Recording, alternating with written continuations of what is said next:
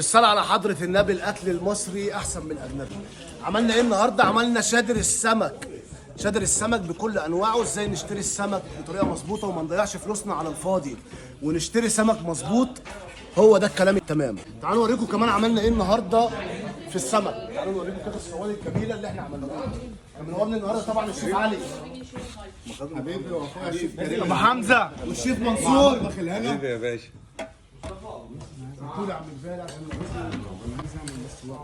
تعالى يا كبير، يلا بينا.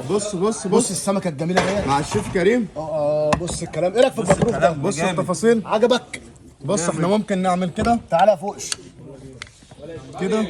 عملنا صواني عظمه على عظمه النهارده، وقلنا تفاصيل كتير جدا واسعار السمك ايه. كل ده في مطبخ الهنا.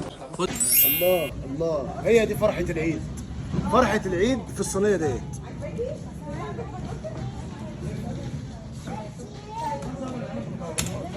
بص بقى الويسك الحلال اهو. النهارده حسمنا الامر وحطينا لكم النقط على الحروف. عملنا النهارده ايه؟ اكله العيد اللي كلنا بنسافر لها بلاد.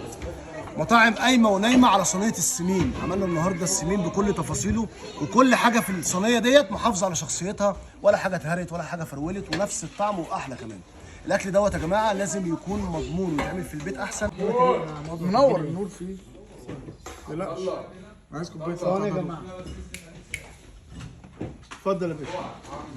السلام عليكم. خلينا النهارده نحط النقط على الحروف في عيش السرايا. انا عندي عيش فينو، عندي توست، عندي اي حاجه من البيكري موجوده. مش هينفع تتعمل سندوتشات، اعملها عيش سرايا بطريقه سهله وبسيطه زي ما انتم شايفين كده زي القمر ما شاء الله.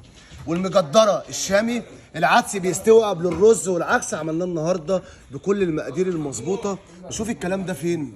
على قناه الشمس. لا كلمنا على القمر ده شيء، او على اليوتيوب. كلمنا على القمر ده. والسلاش ده بقى يا جماعه نروح اي مول الاطفال يشبطوا فيه وبارقام معديه. عملناه النهارده اقتصادي وكل المكونات فين؟ في درج التلاجة. شوف يا مادو، بص يا مادو، حلقه جديده. بص يا مادو. ايه رايك يا عم جبالي؟ بص يا مادو. يا عم مصطفى، بص يا عم مصطفى ماسك الكوبايه ازاي؟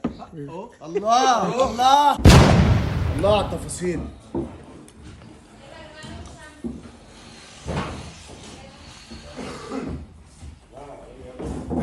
ايه رايك في السيجار ده؟ لا انا عايز ادوق. بص ده موضوع كبير بقى. بص القرمشه، اسمع. يسرا ايه رايك يا يسرا؟ خطير إيه رأيك؟ تحفه. ناولني بس اللي هناك ده الكاس ده. سافرنا مع بعض النهارده ايطاليا وحطينا النقط على الحروف في فراخ بالسبانخ بمقادير بسيطه جدا واقتصاديه، ولا كريمه لباني ولا حليب، بالميه والدقيق وبيضتين. هنعمل مهرجان للمافن كيك. حاجه جميله جدا واقتصاديه. الاسامي ممكن تكون مختلفه ولكن كله عندك في درج الثلاجه. عملنا كمان البطاطا الحاره بالسويت شيلي، بتتباع بره في محلات البيتزا ومحلات الفاست فود. 5 6 في الباكت ما شاء الله ب 50 60 جنيه.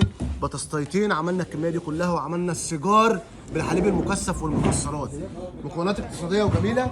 اهلا وسهلا بيكم. النهارده عملنا مع بعض اكل مصري واخد الشعار المصري، ولما نعمل اكل مصري يبقى سمعة ونص. عملنا النهارده ايه؟ عملنا عجه بطريقه مختلفه وجديده. زي ما انتم شايفين كده، ده يتقطع سلايز في ورين السكينه. ده يتقطع سلايس كده بالصلاه على النبي اهو. بص الموضوع. الله ايه الجمال ده، مع البتنجان والبطاطس المحمره. كل دوت كده يتحط في قلب السندوتش زي ما انتم شايفين. حاجه عظمه على عظمه، مفيش احسن من كده في الدنيا كلها. الاكل دوت كلنا بنحبه. عدله شويه عيش متحمصين ومسقعه باللحمه المفرومه والبشاميل. تريكات جديده النهارده، واديناها كمان شويه صوص ريحان. سلطه البطيخ والفواكه. عدل الصيف. عايزين تتابعوا الكلام ده فين؟ مطبخ الهنا على الفيسبوك وعلى اليوتيوب. هتاكلوا وهتخسوا. شيف مصر يبارك لك.